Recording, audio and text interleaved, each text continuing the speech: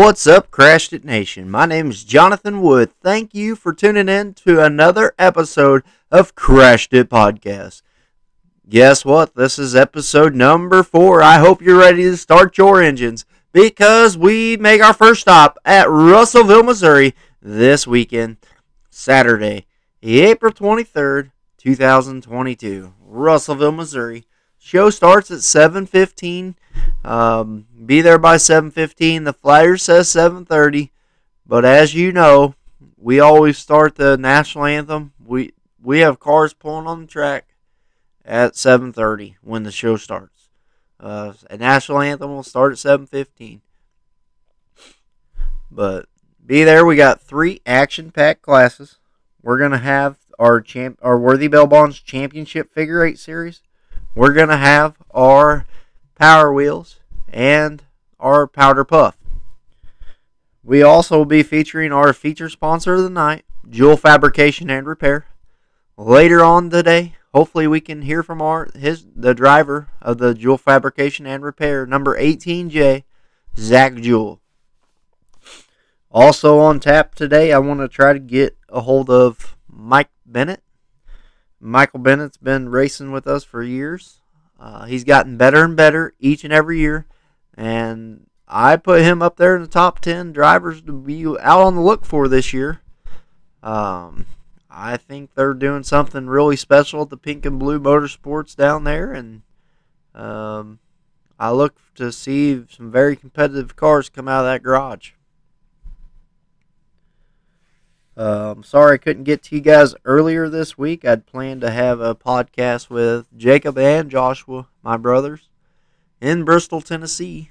But time just did not allow for that to happen. I couldn't secure a quiet space at Bristol to go live from Bristol, Tennessee. So I'm back in the Crashed It studio. Awesome racing. We went to the Bristol dirt track. Started out watching the trucks. Truck race was very competitive. There's a couple trucks that were running just a little bit faster than the rest of the field. They came in for pit stops after the second stage. When NASCAR, in NASCAR, how they have stage 1, 2, and 3. After the second stage, the top half of the field came in. Few of the drivers stayed out and were able to run up front actually the whole night. But the fast drivers, the drivers that were leading the way, they came back, and it was really exciting to watch them make their way up through the field in the number 99 Chevrolet or Toyota, I can't remember. The number 99 in the truck, don't know his name. He won. Awesome pass with about 5 laps to go. He pulled a slide job on the leader and ran away after he got out front. I know the car he passed was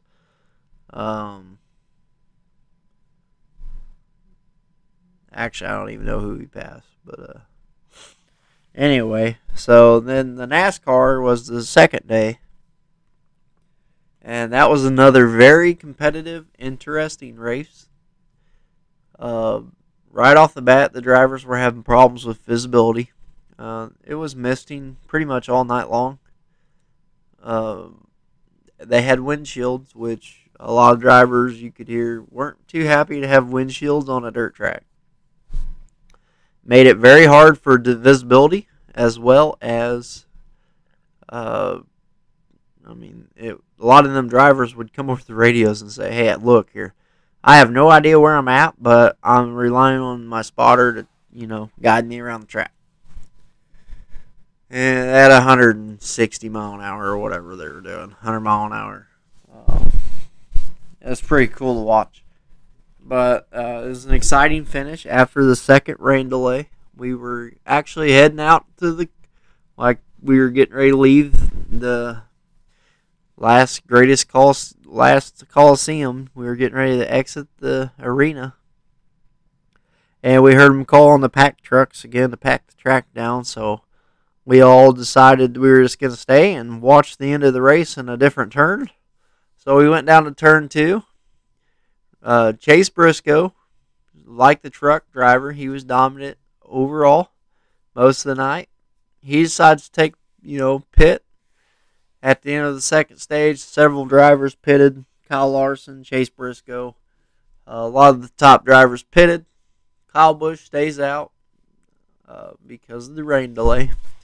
And so did none other than drawing a blank. But so it came down to Chase Briscoe and Tyler Reddick. Tyler Reddick was the other car that stayed out. So anyway, Chase Briscoe makes his way all the way up through the field, comes down to the white flag, and I'll just walk you through it play by play. So Tyler Reddick's up front. He's working his way through lap traffic on the high side, and Chase Briscoe's right on his back bumper. And they come down, and the white flag comes out. 1 lap to go. Chase Briscoe on the high side, following Tyler Reddick through lap traffic. Tyler Reddick up front. Going into turn 3, Tyler Reddick stays up high. Chase Briscoe shoots underneath of him. And he tries to make it stick. It does not. Collides with Tyler Reddick in his door. Both of them spin out. Kyle Busch is about a quarter track behind. He's coming with all he's got. He sees the wreck happen. Tyler Reddick spins the truck around, gets her going real fast. The car, I'm sorry, not the truck. Tyler Reddick spins the car around. He's on the gas, trying to get across the line. Here comes Kyle Busch on the outside, beats him by a fender. So Kyle Busch wins the race. Tyler Reddick second. Awesome to watch. And immediately, Kyle Busch gets out on his car, and if anyone's been to Bristol, all the fans tell Kyle Busch how much they love him. They're at Bristol. But that's part of winning. You win a lot, everybody seems to not like you as much. That goes with winning in any sport, especially derby and stuff like that as well. Any motorsport for sure. You win too much, people start not liking you. Be the nicest guy out there, and people just, they don't like seeing the same guy win all the time. So, but awesome race to watch, very fun.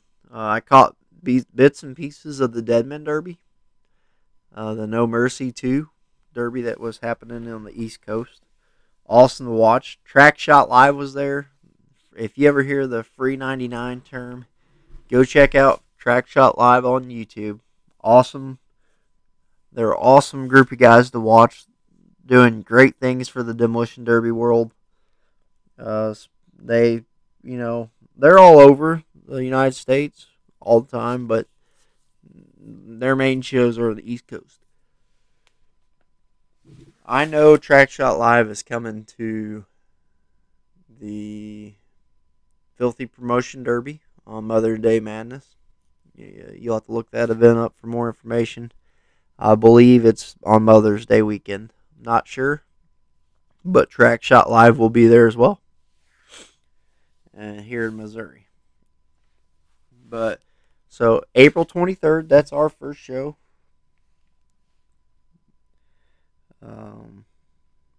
I don't know if I've told you yet or not, but I'm going to tell you right now. If you go to the Lucky Sevens Promotions Facebook page, you have an opportunity to go to the Lucky Sevens Facebook page, like the Lucky Sevens Facebook page, like the Jewell Fabrication Facebook page, and share the post that they had posted, and they're giving away 2 free admission tickets to watch the Figure 8 in Russellville. All you gotta do is like, and share that post. Like the page, like Jewell Fabrication's page, share the post, and you're entered into the drawing. The drawing will happen on Friday, April 22nd.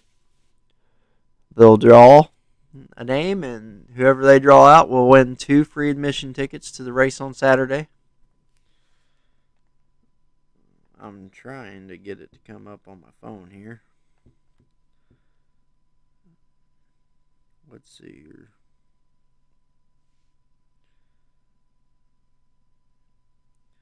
Yep. So all you gotta do is like and share. That we're gonna have three classes: the figure eight championship, powder puff, and power wheels. And we also feature our other sponsors: Vince's Auto Repair, White's Automotive LLC and Towing, The Blue Shack, JP Lawn Care LLC, WJ All Types Fencing, the West Floor Lawn Service and more, and Ray's Lawn and Landscaping. If you're interested in sponsoring, it's not too late. Contact Jacob or Joshua on Facebook. Contact them on Messenger. Call them on their phones or look them up on their website. But get a hold of them guys if you want to sponsor. It's not too late. Even if our year starts and you decide you want to sponsor later on, we have plenty of shows. You're going to get a lot of exposure. You'll get your name presented to all the fans at every event, from the first race to the last race, to the first derby to the last derby. Your name will be spoken for. But yeah, we're going to try to get hold of Mikel Bennett and or Zach Jewell, see what they're doing. It's hard to get a hold of people on the weekend, I've found, through the week. This is a Monday, and so another thing I wanted to tell all of our listeners is the podcast will actually start going live on Tuesday at 5 p.m. or actually 4 p.m. on Tuesdays. I'm going to make it 4 p.m. on Tuesdays. Now that the season has started, it gives me a little bit more time to edit the videos and get a hold of some drivers, because drivers are always busy. Try to, arrange with them to get you guys some good content. All right, let's see if we can reach out to some of our drivers here and get them on the phone. All right, folks, we're back here on the phone.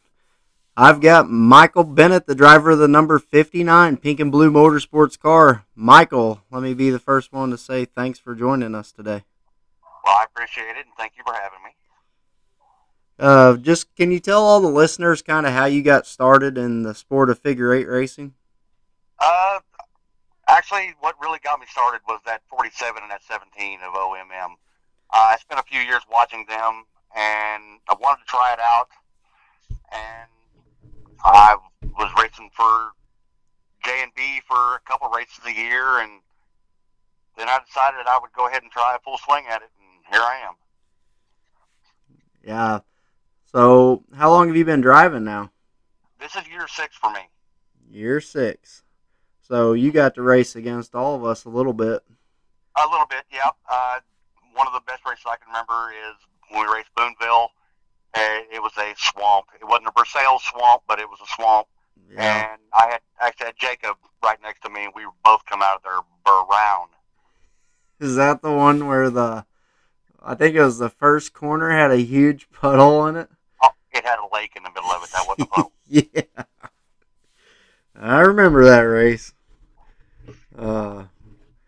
That's actually the race I was talking about on the episode where I was talking about Jacob Foxworthy. That was the corner he hit me on, actually. And it threw probably 10 gallons of water in my car when he hit me. It was a bad night. It was definitely something new for me, being on perfect tracks most of the time and then coming into a lake. And I was telling everybody before I got you on here that we kind of got to, over the years, I've kind of got to watch you, get better at driving. Last year, I think, was that your best year? Or? Absolutely was my best year. And so, what's your plans for this year? Like, are you going to be running for points? I know last year you got the perfect attendance award. Yep, You're at every show. Award, and I placed 13th in overall points. All right, I knew you were really close to the top 10. I just didn't know exactly where you finished at. Last year was 13th. The year before, I think I was 18th. So 2 years in the top 20, I'm okay with that. but I'm going to run full points again this year. We're going to change it up this year. I'm bringing 2 cars to every show. Oh, that's gonna. So, do you have a fresh one for night 1, or? Yeah, I'm running the pre-ran that Joshua ran in last year in the mechanics race, and then I'm bringing a freshman with me also. The officials race? Oh, yeah. Yeah. That was an experience. I love that. That was awesome that you guys let us all jump in cars again, because we were all like, man, it'd be so cool just to drive one more time. you know? I have problems myself of, after 3 or 4 months, I'm ready to get back in them. I can only imagine how bad you guys miss it. Oh, we miss it, but we also love putting it on the show. And, that's one of my favorite things about a new year is it's an opportunity for everybody to start over again in their chase for the points. It's an opportunity to see new cars, new sponsors, new paint schemes. Anything new going on this year? We've actually signed a few sponsors this year. Our paint's still going to be pink and blue no matter what. I'm actually running a different motor package this year with manual transmissions. I'm trying to go a little faster. Oh, really? Yep. Let me know later on in the year how that's working out for you. I've ran the manuals before. Actually, the first race of last year in the car we called Sparkles. It was sending motor pieces 15 feet in the air, and it looks like sparks. That was a manual transmission car. And I liked it, even though the motor was giving up as I was going, but it is what it is. I mean, if someone could figure out a way to keep a clutch in a manual, maybe that was just the driving style that Jacob and I both resorted to. Maybe. I don't use it much after we take off. Yeah, see, that was probably part of my problem. I was kind of rolling through the corner and using it as more of like a second gear launch, coming out of every corner, which was highly effective until the clutch gave out. But yeah, once it don't go anymore, don't go. So who's the sponsors this year? This year we signed Tobin's Towing. Jordan, he's taking real good care of us. So anybody that has towing needs, get hold of Tobin's. He's one of the best around. His prices are great. We also have White's Automotive and Towing. Dylan, who's my teammate, great guy. Immaculate Removal, which is my own personal business. And then we have Jewell Fab and Repair. He builds all the parts we need. So he's sponsoring you as well. Yeah. I'm actually going to try to get him on too later in the stream. So is he the one that does your guys' roof signs, or? My roof signs came from Gardner last year. I know he's making a couple for Dylan. He's building a few of the old, as we'll call it, top secret parts that he'll announce them later whenever he's ready. He's actually a little bit behind building the stuff for us as it is. Yeah, I'd say with that new machine he's got over there, he can probably do some pretty interesting things, to say the least. We've got a lot in the works with him. Well, that's good. That's always good to hear. So thinking back, is there a favorite track that you have over the years of going to? Like, what's your favorite track of all time? My favorite track of all time has to be California. And, I had a decent season last year. Last year was the first time I ever feature raced at California. I'd always liked it because it was so fast. And then actually getting to, race my way into the feature was something special for me. I mean, so for the listeners at home that don't know, we usually draw about 100 cars to California. Mm-hmm. So if you make the feature, it's awesome just to make the feature. And then when you place in an event like that, it really, you really feel good about yourself for a few days. Yeah, I actually finished 8th in that race, which is my best finish ever. Was that last year? Yep. So I think we paid down to 10th, didn't we, or no? Yeah. So that's always a bonus too when you get a little bit of money back. It might buy your fuel, especially this year. For sure. So is there a certain, your new car, are you willing to say what kind of car it is, or just the shell, or? It's a Sunfire? 2.45 speed. Joshua always loved the 2.4s. I've been getting some tips from him. So, and he was always hard to, he always had a little more, it seemed like top end, like halfway across the straightaway, he'd start pulling me, it seemed like. So, you might really like that over the Ecotech. I mean, last year was my first year for an Ecotech, and I love them motors. You can do so much with them. And, now I'm going to try the 2.4, but my other car is an Ecotech. So, I know Dylan tunes and works on the engines quite a bit. Yep. Is he able to do anything with a 2.4? We haven't tried yet. I've, took this motor out probably midwinter and went through it and rebuilt it and made it a little special. Well, I look forward to seeing that car on the track this year for sure. Well, you'll definitely be able to hear me. Of course, the old deckheaders, they scream. So are you running headers on both cars? Oh yeah, I can't live without them anymore. I've always said that you may not see them, but you can definitely hear them out there. On all of your crashed videos, whenever I'm out on the track, I'm usually about the only one you can hear. Well, at least you know when you're letting off and stuff. If you do let off, I mean. Every now and then. Do you have anyone you want to thank for allowing you to do this sport? First and foremost, my wife. I spend hours and hours for months out of the year doing this stuff. And she's right alongside of me, always happy to scream for the pink and blue. She videotapes me. She does a lot. My sponsors, most definitely, I want to thank all of them. They've stepped up to the plate and helped us tremendously. And hopefully we're going to be able to put a good show for them and for Lucky Sevens, most definitely Lucky Sevens.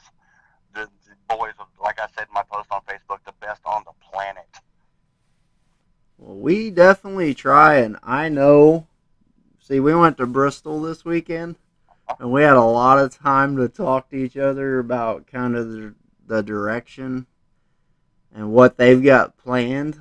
I'm not going to come out here and say on here yet, but if this new scoring system works, and the more we talked about the way the scoring system functions, I'm pretty confident that it's going to work really good. We're going to have some awesome stuff coming your way, but we're not going to say it yet. We want to make sure that without any doubt that the scoring system is going to work before we get into that kind of stuff. Yeah. It's almost hard to try something new whenever you've got a good thing going already. I mean, with like the new transponders and stuff like that, there's always been some kind of error with the counters.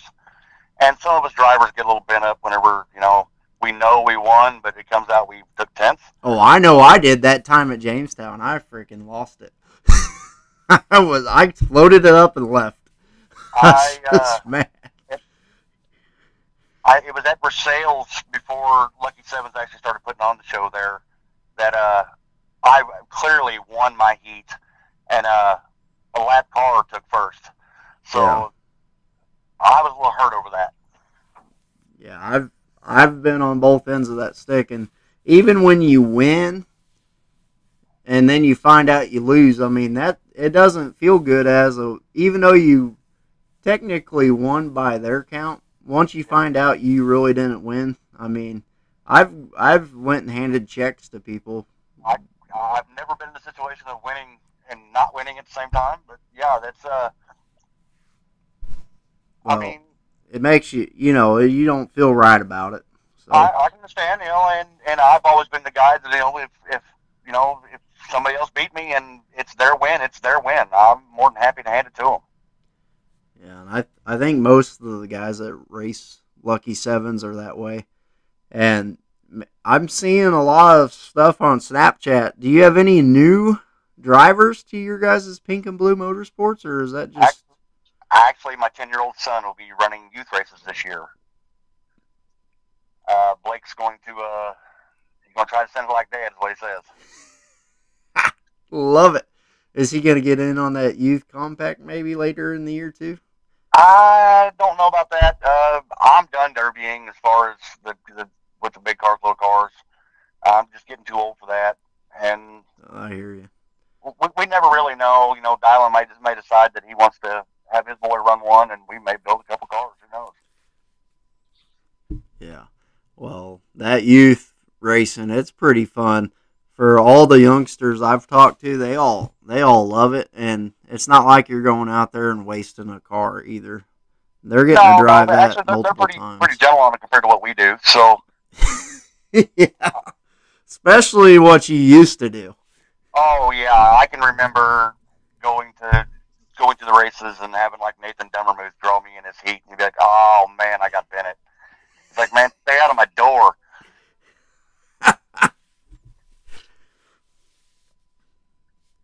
So it'd be violent for me. I used to be a pretty violent guy. Yeah. Well, do you have those people on the track that you know are going to race you clean, though? Yeah, well, I mean, really, most of the drivers, especially the season ones, I know are going to race me clean. They're going to race me the way I race them, and I do my best to keep them clean. I'm trying to save my car and race. I'm not after the derby them. And that's what I've always told people. I'll race you how you race me, but of course Joshua, he'll knock your door off. I can remember with Jacob, every race I was in there with him, I'd come back with a bent strut. Yeah. Well, believe it or not, we hit each other way more than we hit anyone else. Well, I mean, so we're all, I can't tell you how excited I am to see. So, are you going to have the sponsors on the car, or? Absolutely. We've made special roof signs just for the sponsors. Well, that's going to be neat. And any different changes? Are you going to try anything else out new this year, or is that all just a secret? You'll have to wait and see. We changed our tires. We went with a little more aggressive tire this year. Just trying to get faster, trying to keep up with these guys, because I know they're all going to get faster.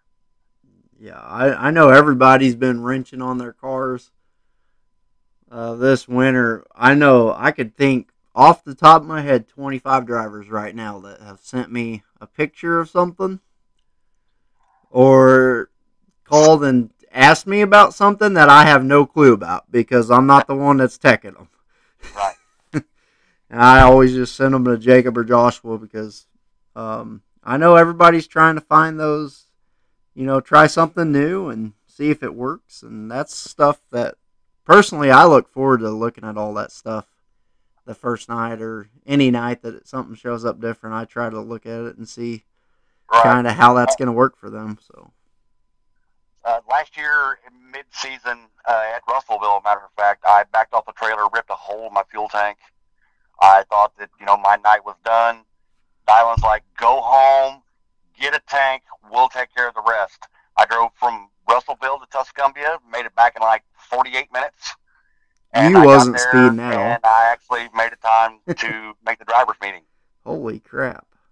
But I changed that up this year. We went ahead, and after you had Mikel Blair on, or Landon Worthy with Mikel Blair, I actually went ahead and ordered fuel cells from him, so that's something different we're going to run this year. Hey, when he told me that price, I was thinking, if I was driving right now, that's a really good price. For the product and the price, it's awesome. It blew my mind to see exactly what I got for the price. It's like, wow, this dude can't be making money with this. He told me he wasn't going to make much money, but it was just out there to kind of help him get his name out there and to get, he's still working on perfecting the product, I'm sure. So yeah, I mean, for what we do, though, we're not show cars, so you don't need to be beautiful because you're really not going to see it once we get coated in mud. So let me ask you this. Does it come with a fuel pump inside of it already, or is that something you have to add? I actually just ran my factory whole fuel housing. You put a gasket on it, you screw it down, and you're ready to go. Fuel gauge and all still works. Well, that's awesome. I didn't know about that. That's one thing I was going to ask, but I forgot to. Yeah. It just able to just drop it right in there, put a little gasket on it, and self-tap it down. It's ready. All right. So is your new car, is it a 2-door or 4-door? 2-door. I actually have a couple 4-doors, but they'll probably sit there and rot before I use them. Really? I'm a big guy. Well, you can always modify them. I mean, you're taking the doors off anyway, aren't you? What? You're taking the doors off anyway, aren't you? Yeah. We take all the doors off. We run full plates on them. So. It's just that much more. You got to modify the body, and I've got a few backup cars that are ready to be built. All right. Well, I'm not going to take any more of your time today. I'm going to reach out to you later on in the year to see how things are going for you and your team. I'll try to get dialing on here later, in the season as well. Get a past points champion on here. See how he's been doing. I know he's been busy with the whole shop thing, so. I'm actually at his shop right now. He dropped a motor this morning in his primary car, so that's what I've been doing all day is helping him change the motor.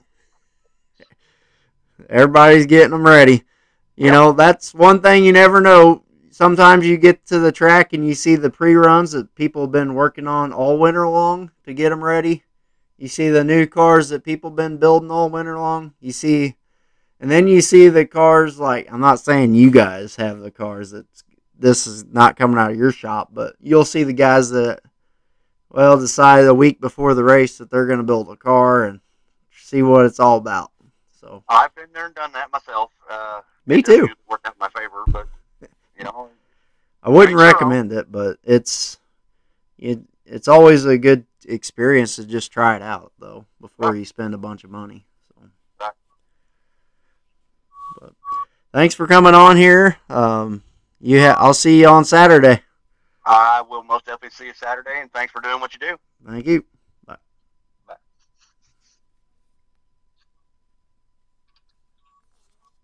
If I could figure out how to turn. All right, that was Mikel Bennett, the driver of the number 59. He's going to be racing for the Blue and Pink Motorsports Racing Team again. Like Mike said, he's looking forward to, getting better every year. As I said before I brought him on, I think Mike's going to have I think he's going to be a driver to watch out for. I've been watching him get better and better. I know he's probably doing his homework over the off season, seeing some places where he could maybe get better in the corners or decisions, being better about decision making going across the center. I know I wouldn't be surprised he wins a couple races this year. I know they're always trying to get better, just like a lot of our drivers are. And that's what makes the sport interesting to watch. I mean, everyone's, like he said earlier, everyone's going to drive them like you drive them. So, like, I'll race you how you race me. I think that's how everybody goes out there. And you'll see them, like, they'll be racing door to door. But if you cross that line, you better be ready for it on the other end because it's coming back. And I kind of like that. It's always fun to watch that happen out there. So, let's see if we can get one more driver on here for the podcast. All right, we're back. We've got Zach Jewell, the driver of the 18J, on the phone. He also is the owner of our primary sponsor for night one at Russellville, Missouri, Jewell Fabrication and Repair. Zach, let me be the first to thank you so much for taking time out of your day to come on here and talk to us. Hey, I appreciate it, man. Sure do appreciate it. Don't mind at all. And Zach, can you kind of tell all of our listeners kind of how you got into the sport, figure eight or demolition derby? Well, I ain't ran no derbies. I've just ran figure eight. Oh, it was Oh, let's see here. I think 10 years ago, I built my first car. It was one of them. I just had an old Honda. I think it was a Honda Accord. Yeah, I had a Honda Accord. I was daily in it, and the transmission went out in it. Old junker. And county fair was coming up. I said, well, why not? So I actually shot the windows out of it with my pistol just for fun. And that's one way to take them out.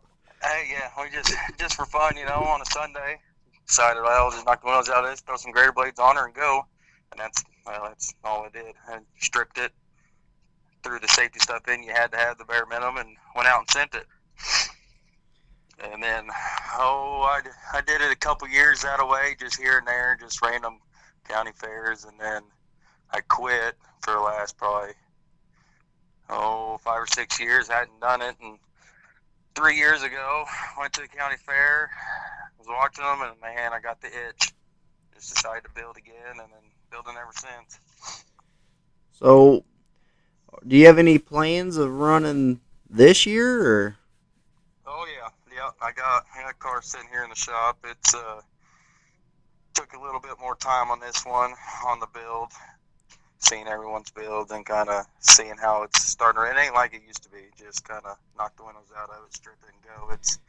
They're getting kind of wild, so decided it's gonna do some crazy builds. So I got one here in shop. I'll be running Saturday night. All right, so we can look forward to seeing you on Saturday night, and I know you're probably staying really busy building parts. Or I know earlier Mike Bennett kind of spilled the beans saying you're building parts for some people out there. Yeah. Is that something that could grow in the future? Or do what? Is that something you're looking to grow on in the future? Or? Yeah, man, I look at it this way. I love the sport, and so I build parts obviously for me, and then Dylan and Mike come up with their little ideas, and so I build parts, and it's a way to do what I love to do as a hobby, and can make some money at it at the same time. So yeah, I'm slowly getting into more parts and more parts and more parts.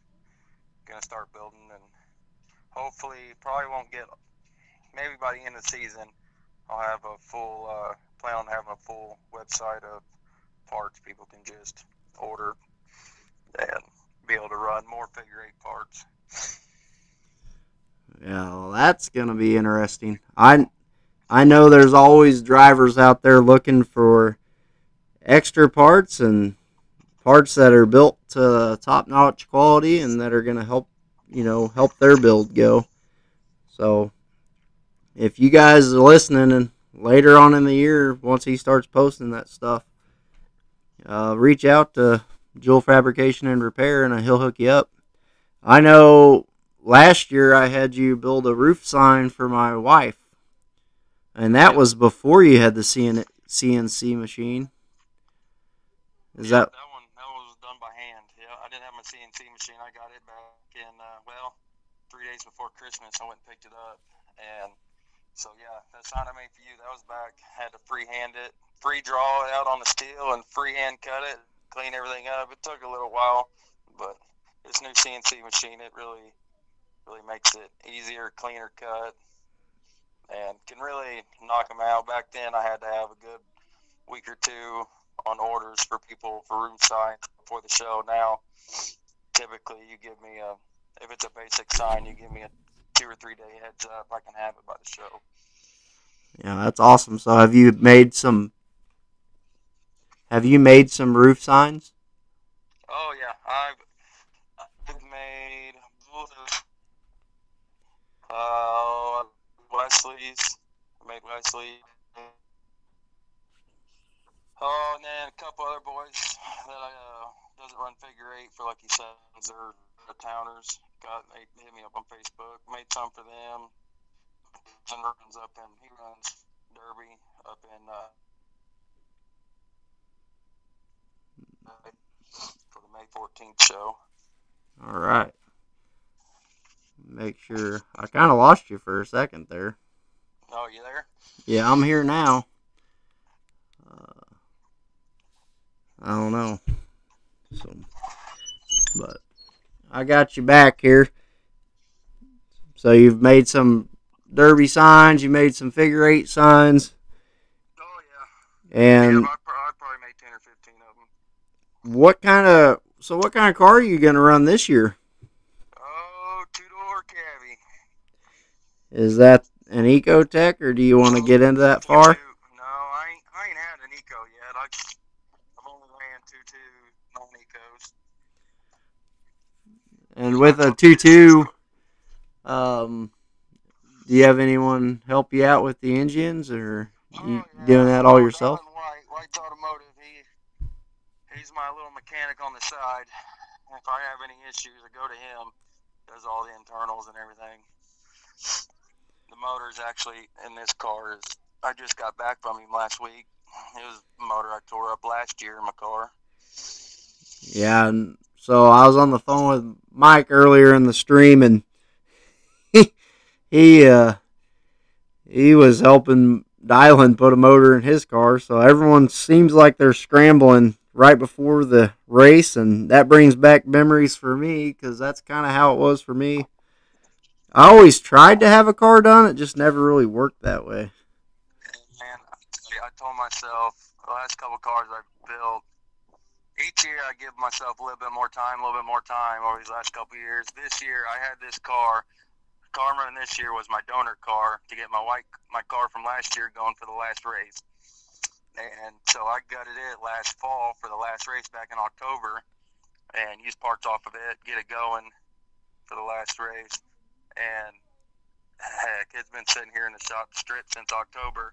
And I think a month ago I pulled it in and started building. So told myself I was going to work on it all winter long, and well, sure I didn't. So never works out the way you plan. Yeah, and I agree. So do you have a favorite track that you run figure 8 in? Can't really say I have a favorite. Oh, no, I haven't ran Sedalia. I haven't been able to run Sedalia yet, and it falls on a weekend. I got plans every year, so I haven't ran that one, and I didn't get to run Troy last year, but all the others around here that Lucky Sevens goes to, I've ran, and I mean, the bigger ones are fun. You get them tires spread out a little farther, you get a little bit more speed coming through the intersection.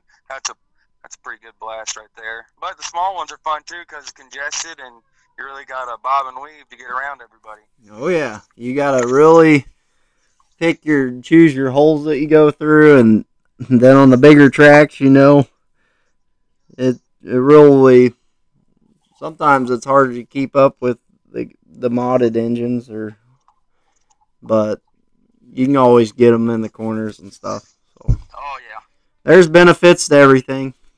There is. Everything's got its ups and its downs. I mean, you get on the bigger tracks, some of them motors really scream. Yeah. And they'll leave you sitting going through the intersection, but if you play your cards right, you might be able to get around them on the corners. Oh yeah, and thing about figure 8, you never know when someone's going to get hung up or make their own mistake and take a wheel shot and be done for the night. So. Yep. You got anyone you want to thank or any sponsors this year? Man, Dylan White's Automotive. That man, let me tell you, he helps me through thick and thin. It's most of the time when I have trouble throughout the year, it's always the motor. I'm a hothead. I send it. I don't care how hot it is. I think for sales last year, I pulled out on the track, pulled up to the lineup, and it was overheating. It was pegged. And I just told myself, well, it's sitting in the lineup. It's going. I sent it. Well, boy, I blew the head gasket. So about halfway through the race, it took a crap on me. It was spitting, sputtering. I couldn't even keep up with anybody, so I just pulled off track and watched. Yeah. But that boy right there, he gets my motors going for me. And him and Mike, if I need any parts, they typically got it. So them two right there helped me a lot. And sometimes when you pull up there and it's hot, it's just because you sit so long sometimes. Yep. Sometimes. A couple years ago, I had a car, and it was called it Frankenstein because it was cobbled up. It was an automatic car, had a 5-speed transmission, and the motor was 2 years newer. The harness was off of a different motor. Dylan had that thing wired just to make it run. I think he spent 2 weeks on trying to get it wired just to run. And that thing, if you got it started, you had to leave it run. Yep. Wow. There was 9 times out of 10, it wouldn't start on you. So there's 10-minute lineups sometimes while they're clearing the track and everything. Ain't too good on it.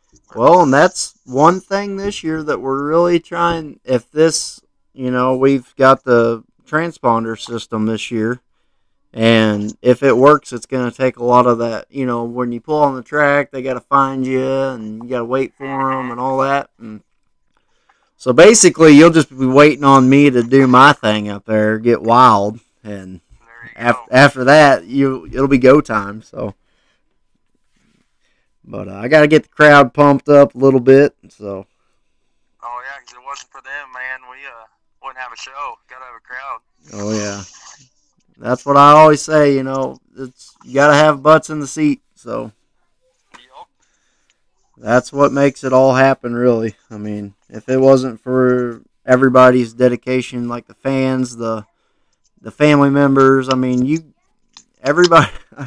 I look around the crowd, and it seems like every year you're starting to see more and more people getting shirts made, and they're getting all kinds of different swag out there for their own racing teams or their own businesses that support the cars. And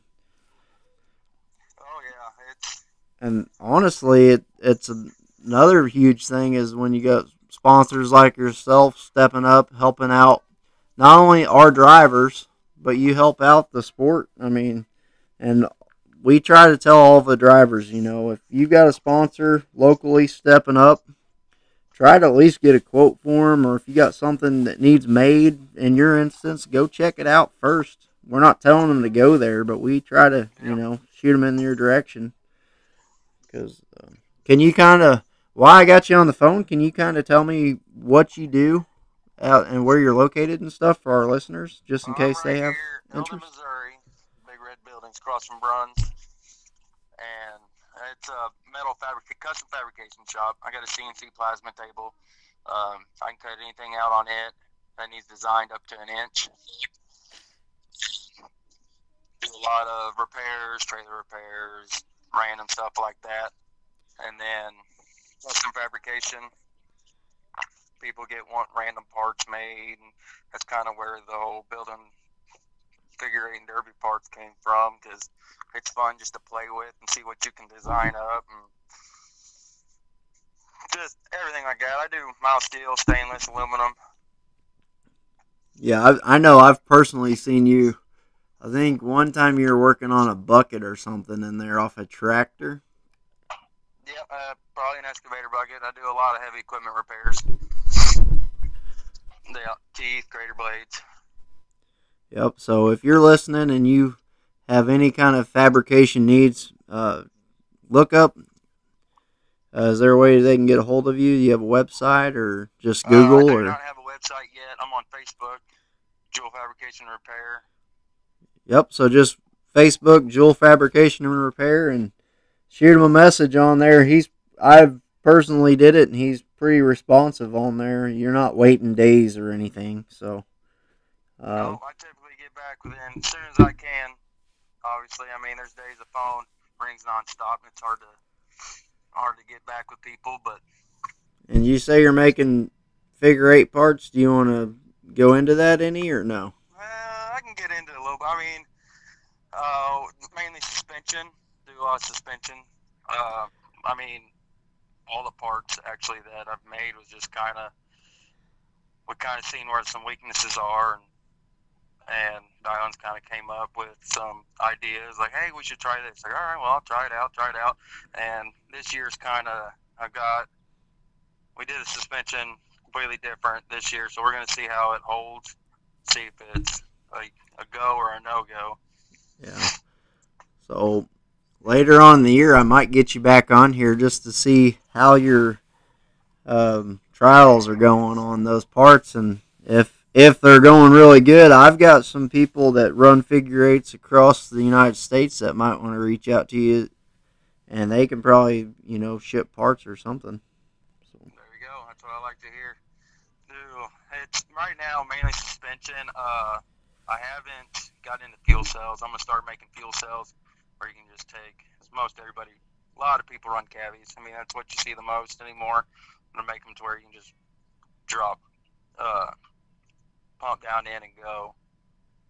Fuel cells and switch boxes and suspension parts, and heck, man, if you just want something made up, you got an idea. And, I mean, there's some people that get good ideas, they just don't have the means to get it fabricated up, or some people just don't like to fabricate. So just shoot me a message, a call, man, and we'll get her drawn up, figure something out. Yep. So, like I said, find them on Facebook, because I don't want to take up too much of your time today. I want to reach out with you later on in the year. This was kind of like a rush deal, as I was telling my listeners earlier, with Easter and being out of town and stuff. I was kind of away from everything, and we couldn't find a quiet spot to get a hold of you. So, Hey, man, I appreciate it. Sure do appreciate being on here. We appreciate having you.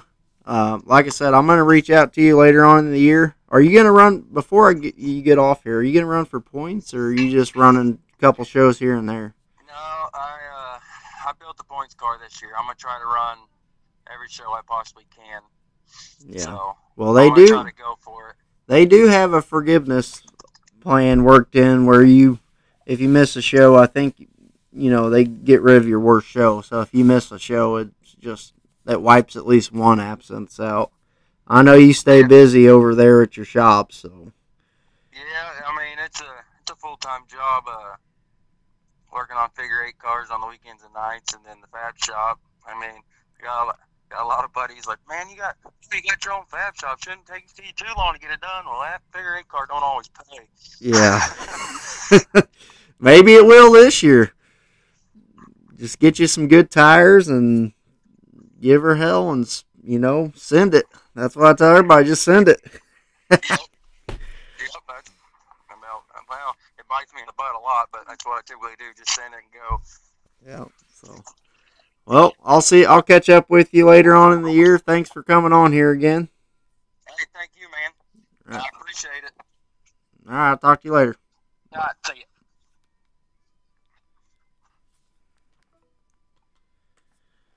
All right, that was Zach Jewell.